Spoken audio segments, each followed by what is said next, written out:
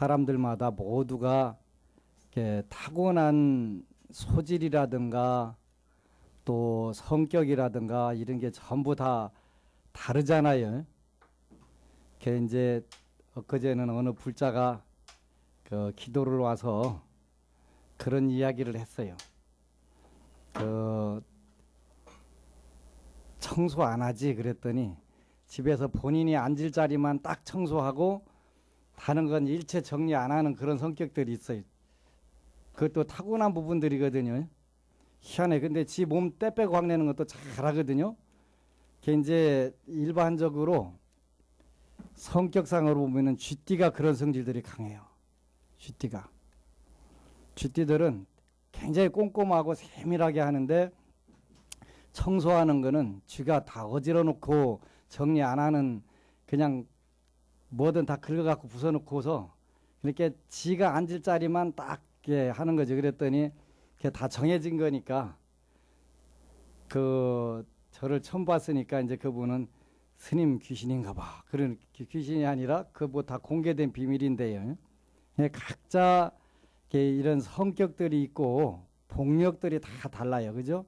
잘하는 부분들이 다 다른데 이제 우리가 부처님을 믿고 또 기도를 하고 하는 거는 두 가지가 있는데 하나는 자력이 있고 하나는 타력이 있어요. 여러분들이 조금 아까 그 독경을 하고 진언을 외고 공양을 올리고 하는 거는 여러분들이 스스로 하는 부분이니까 자력 부분에 해당하고 그 다음에 그걸 누구에게 하냐면 부처님께 하는 것이기 때문에 그건 부처님의 가피를 바라는 것이니까 그건 타력이에요. 그래서 자타가 잘 그 줄탁동시가 되면 여러분들이 이제 소원 성취를 다 하게 되고 하게 되는데 이제 아까 축원한 것처럼 4대 강건 6군 정장 이렇게 4대 우리는 4대가 지수화풍이지요.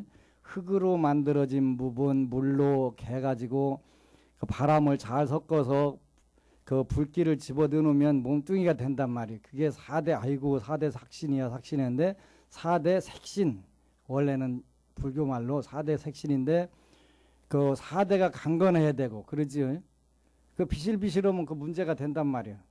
그리고 육근은 안이비설신의지요. 그래 눈, 귀, 코, 혀, 몸, 혀, 그 몸 요게 청정해야 된단 말이에요. 이게 삐뚤어졌거나 틀어졌거나 하면은 그 이상하게 생각을 하게 되고 또 그것에 의해서 스트레스도 받게 되고 그러게 되기 때문에 제일 중요한 건 4대 강건 6근 청정 그 다음에 400사병 영이소멸 그리고 건강해야 된다는 거지.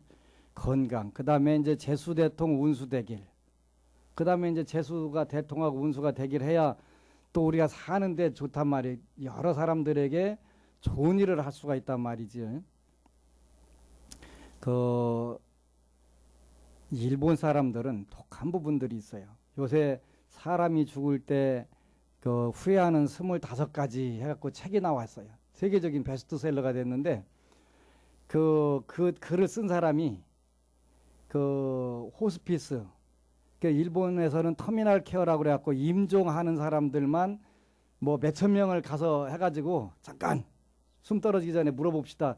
당신은 뭐가 후회스럽소리에 쭉 적어가지고 요거를 25가지 정리한 거예요. 몇천 명을. 일본 사람들은 그런 방면에 대단한 부분이 있어요. 근데 그 일본에 어떤 유명한 관상가가 있었는데 원래는 본인이 관상쟁이가 되려고 해서 관상가가 된 게 아니라 그 자기 운명이 궁금하니까 여러분들도 마찬가지로 궁금하니까 관상을 보러 갔더니 깜짝 놀라면서 당신은 1년 안에 죽겠다고 큰일 났다고 그러더라는 거예요. 그러면서 절로 가서 출가하라고 부처님 전에 가서 출가하라고 그래서 절에를 탁 가니까 스님이 보더니 안 된다고 절에 못 들어온다고 그렇게 무슨 얘기 죽으란 얘기잖아요. 그지? 근데 스님이 처방을 내려주는 거예요. 1년 동안 가가지고 그 거칠은 음식을 먹고 거칠은 잠을 자고 그 거칠게 그런 데 가서 그 살고 1년 있다가 와라 그러더라는 거예요. 그게 절에 들어오면 시체 칠 일만 있으니까 그 시체를 안 치는 방법 중에 하나가 이제 하는데 이제 복을 짓는 방법을 가르쳐 준 거예요. 그래서 이 사람이 그 이제 부두 노동자가 돼가지고 그 이제 부두 노동자가 됐으니까 헛간에서 자면서 그 음식이라고 하는 건 뭐 가장 참 그 하층민들이 먹는 그런 거칠은 음식을 이렇게 먹고 1년이 지나서 안 죽어가지고 턱 가니까 그 이제 관상가한테 다시 가니까 깜짝 놀래더라는 거예요. 왜 그러시냐 그랬더니 뭘 했냐고. 그래서 그렇게 했다고 했더니 그 스님이 거칠은 잠을 자고 거칠은 그 음식을 먹고 1년간 가서 그 고생을 하고 와라 해서 고생을 식사하게 하고 왔습니다. 그랬더니 깜짝 놀라면서 아주 상이 좋다고 그렇게 그 단명도 안 하고 뭐 재물도 많고 막 이게 이제 원더풀 하는 거예요. 그러니까 이제 그 길로 절에 갈까 하다가 내가 관상을 좀 한번 공부를 해봐야 되겠다. 그래가지고 이분이 이제 관상을 공부하는데 일본 사람들은 그 제 아는 분도 이제 관상 책을 쓴 분도 있고 사주책을 쓴 분들도 있는데 관상 좀 봐달라고 하면은 책은 틀림없이 잘 썼는데 실전에 약한 거예요. 사주 대한민국에서 막 책도 막 수십 권 쓴 사람 가서 물어보면은 반문을 해요, 반문을. 그래갖고 이게 무슨 상담하는 거라고 내가 볼 땐 그 충청도 말로 가짜않죠. 경상도 말로 가짜않다는 얘기하고 좀 의미를 틀리게 쓰더라고요. 충청도에서는 진짜 별것도 아닌 것이 깜짝거린다 그런 뜻이가 가짜않다 그런 뜻이 충청도에서는 그렇게 쓰거든요. 그런데 이 일본 사람 그 관상가는 그때부터 이제 3년씩 그 이발소 가서 머리 깎아주는 두상도 공부를 하고 이제 미장원 가서 그 얼굴도 이렇게 이제 한 3년간 조사를 하고 그 다음에 이제 목욕탕 가서 때밀이 가면서 골상도 이렇게 3년간 연구하고 쭉 사람들을 그러고 나중에 이제 죽은 시체도 한 3년간 가서 이렇게 다 주물러 보고 이래가지고 이제 관상가 겸 철학가로 유명한 이름을 날리게 되는데 이분이 관상을 보는데 다 들어맞는데 안 맞는 사람들이 가끔 하나씩 있더라는 거예요. 틀림없이 복도 많이 타고나고 수명도 많이 타고났는데 요저러는 사람이 있는가 하면 전혀 아닌데 이 사람은 복이라고 하는 아무것도 없는데 어떻게 해서 그 복을 풍요롭게 누리고 잘 사나. 이게 이해가 안 가는 거예요. 도저히 아무리 그건 봐도 그게 안 되는데 그게 되는 거예요. 그래서 이제 그 사람들만을 집중적으로 조사를 해보니까 음식 먹는데 문제가 있다라는 거예요. 음식 먹는데.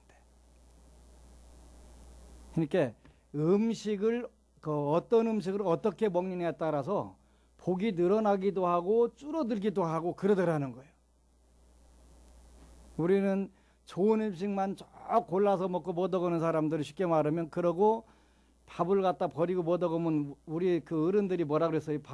밥풀 한 끼라도 하나 떼어나가면 복 따르는다고 깜짝깜짝 놀래고 했잖아요. 근데 그런 일을 저도 옛날에 제가 어디를 가니까 뷔페를 가는데 그 조직에 그 인사를 담당하는 분이 뷔페를 갔는데 굉장히 비싼 뷔페인데 음식을 이렇게 갖다 놓고서 한두 개 먹고서 버리고 그러더라고요. 이야, 이 직장 얼마 못 가겠다. 세상에 인사 담당하는 분이 음식을 저렇게 버리는데 이 조직이 망하지. 그랬더니 그 한 15년 있다가 대한민국에서 최고 좋은 직장이었는데 망해버리더라고요. 음식, 저는 제가 딱 무슨 뭐 관상을 공부한 것도 아니고 그런 통계된 것도 아닌데 인사 담당하는 분 식사하는 걸 보니까 이 조직은 오래 못 간다. 이렇게 나오는 거예요. 근데 그거를 일본 사람이 먼저 얘기를 한 거예요. 그래서 그 음식 타박하면 복 달아난다 이런 얘기를